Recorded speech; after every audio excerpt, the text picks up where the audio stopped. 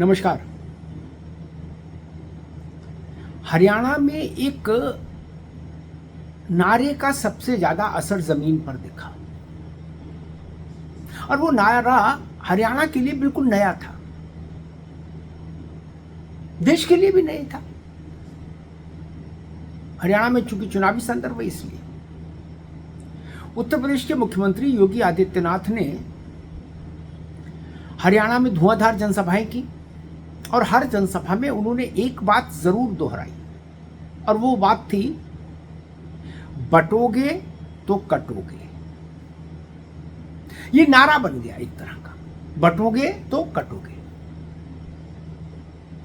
हरियाणा के चुनाव परिणाम बता रहे हैं कि जमीन पर इस नारे का भारी असर हुआ है। 2014 में और उसके बाद ये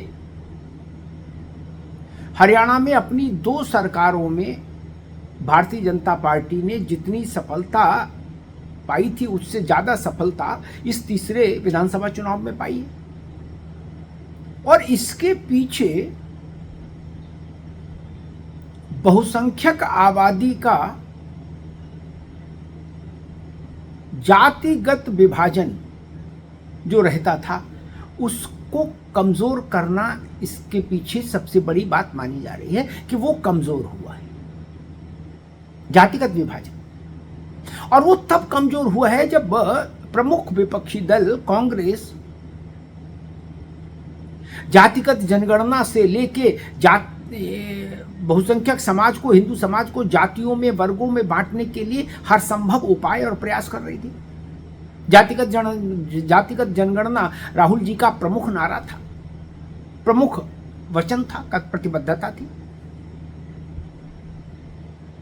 अब देखिए इस नारे ने, योगी जी के इस नारे ने कैसे काम किया हरियाणा में कि बटोगे तो कटोगे।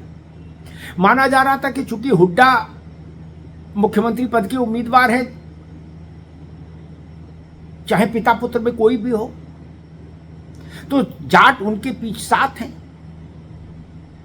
फिर महिला पहलवानों वाला विषय था, उसके चलते भी जाटों का एकीकरण कहा जा रहा था, हो गया। लेकिन बटोगे तो कटोगे के नारे का असर ये रहा कि भाजपा ने हरियाणा में जाट प्रभाव वाले इस विधानसभा क्षेत्रों में आधे से अधिक जीत लिए। कहां तो कहा जा रहा था जाटों के बीच में भाजपा का बहिष्कार है, और कहां आधे से अधिक जीत लिए। यही स्थिति दलितों में रही। दलितों ने भी विभाजनकारी एजेंडे को नकारा और भाजपा के पीछे लामबंदी दिखाई। गुर्जर, अहीर, पंजाबी, ब्राह्मण, इन सभी वर्गों से, हरियाणा के प्रमुख वर्ग हैं, इन सभी वर्गों से भाजपा को इस बार जितना समर्थन मिला है, जितना वोट प्रतिशत हासिल हुआ है, उतना पिछले 2 चुनाव में नहीं हुआ था। इसका मतलब जाति टूटी, इसका मतलब जाति टूटी, जाति आग्रह और दुराग्रह कमजोर हुए।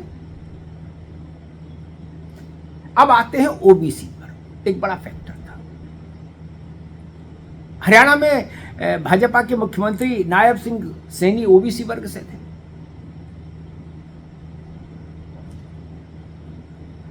ओबीसी में तमाम जातियां आती हैं। माना जा रहा था कि ओबीसी में भाजपा की बढ़त रहेगी, ऐसा माना भी जा रहा है। लेकिन चुनाव परिणाम जो आए, उन्होंने उसमें चमत्कारिक बढ़त दिखा दी। मतलब कांग्रेस का सुपड़ा ही साफ हो गया। कुल 17 ओबीसी जीते हैं इस बार हरियाणा में, उसमें से 14 भाजपा ने जीते हैं अकेले। 17 में से 14, यानी कटोगे तो बटोगे का नारा यहां भी ध्यान रखा ओबीसी ने। अन्य पिछड़े वर्ग के जो जातियां थी, उन्होंने भी इस बात को ध्यान में रखा कि अगर बटेंगे तो हमारा प्रभाव क्षीण हो जाएगा। सोचिए, अहिरवाल का जो इलाका है, जहां अहीर डोमिनेंस है हरियाणा में, वहां ऐसी 6 सीटें थी जहां कांग्रेस और भाजपा आमने सामने के दोनों के अहीर चेहरे थे आमने सामने। भाजपा ने भी अहीर दिया, कांग्रेस ने भी। इनमें से 6 सीटें भाजपा ने जीत ली, 6 में से 6। इसका मतलब कटोगे तो बटोगे का असर रहा निर्णायक तौर पर। गुजर में जरूर रहा कि 2 भाजपा 2 कांग्रेस। अब कटोगे तो बटोगे का एक और उदाहरण देखिए आप। वो उदाहरण है हरियाणा के मेवात क्षेत्र का। ये सघन मुस्लिम आबादी वाला इलाका है, सघन मुस्लिम आबादी वाला। यहां मुसलमानों का डोमिनेंस है हर स्तर से। तो यहां मुस्लिम एकीकरण इस कदर था कि तीनों सीटें कांग्रेस ने जीती।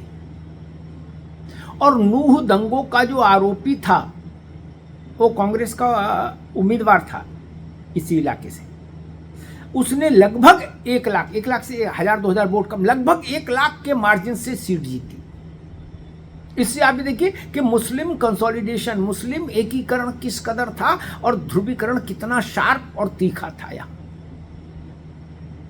इसमें भी इसका भी एक प्रकारांतर से कटोगे तो बटोगे, बटोगे तो कटोगे पर असर पड़ता है का वो दिखता है असर कि मुस्लिम एकीकरण बिल्कुल ऐसा हो गया कि फेविकोल का जोड़। दंगों का आरोपी था जो, वही 1 लाख वोट से जीत गया लगभग। सोचिए, है ये चीज बताती है कि मम्मन खान ये जीता है 98,441 वोट से फिरोजपुर झिरका से, और प्रदेश में ही सबसे बड़ी जीत है। ये नूह दंगों का आरोपी है। तो एक तरह से आप देखिए तो जातियों में विभाजित हिंदू समाज को एक बड़ी सीमा तक कंसोलिडेट, एकीकरण, उसका एकीकरण, एकत्रीकरण करने का काम इस बार भाजपा ने पिछले अन्य 2 चुनावों की अपेक्षा बेहतर ढंग से किया। एक दूसरा, जम्मू कश्मीर के चुनाव में भी देखिए यही बात योगी आदित्यनाथ ने वहां भी कही जाके, कश्मीर में भी और जम्मू में भी, जब उन्होंने सभाएं की कि भाई एक रहो तो समर्थ रहोगे, अपनी रक्षा करने योग्य रहोगे, बट जाओगे तो कट जाओगे। तो जम्मू कश्मीर में यहां मोटे तौर पर 60% से ज्यादा मुस्लिम आबादी है, 30% के आसपास हिंदू आबादी है, 30-32%। उसमें भारतीय जनता पार्टी ने अब तक का सर्वाधिक बड़ा वोट प्रतिशत हासिल कर लिया। इस चुनाव में भाजपा की सीटें कम हैं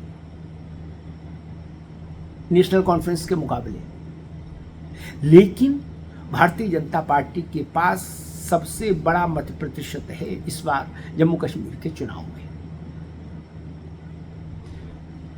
पिछले 10 साल पहले जब चुनाव हुआ था उससे सीटें भी 4 ज्यादा है भाजपा के पास इस बार। पिछली बार 25 थी, इस बार 29 है। यहां आप देखिए कि हिंदू आबादी का लगभग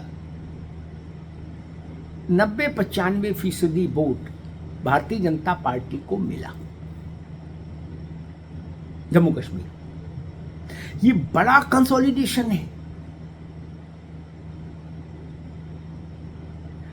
दूसरी तरफ मुस्लिम आबादी थी, वहां भारतीय जनता पार्टी प्रैक्टिकली बहुत ज्यादा दावा कर भी नहीं सकती।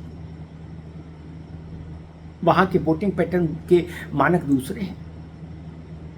लेकिन जम्मू कश्मीर में, विशेष तौर पर जम्मू संभाग में जो हिंदू आबादी थी, उसने भारतीय जनता पार्टी को अब तक का सबसे बड़ा मैंडेट दिया।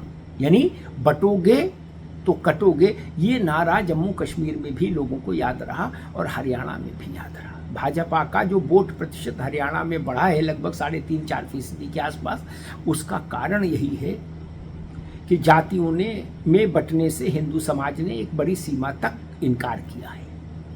अब देखना होगा ये नारा आगे आने वाले चुनाव राज्यों में के चुनावों में, दिल्ली है, हरियाणा, झारखंड है, महाराष्ट्र है, वहां कहां तक जाता है। और अगले वर्ष बिहार का चुनाव भी है 2025 में। लेकिन नारा प्रभावशाली है, ये हरियाणा ने साबित कर दिया, ये जम्मू कश्मीर ने साबित कर दिया। धन्यवाद।